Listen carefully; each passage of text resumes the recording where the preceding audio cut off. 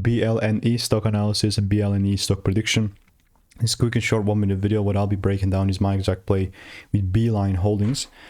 The thing is definitely pumping, and by the way, all I'll stick, even coming for the next week, I'll stick to my strategy that I've already refined over 46,000 videos over 5 years.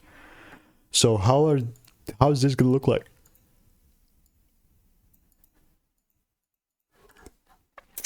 Yeah, this thing is most definitely pumping.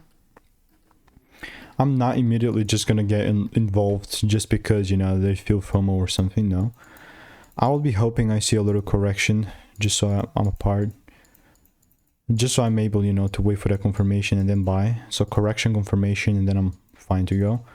But other than that, like me randomly buying, it's simply not going to be happening. And if you do want to stay tuned and want to get free money making emails and insights, click the first link in the description. We'll see you in the next one. Bye bye.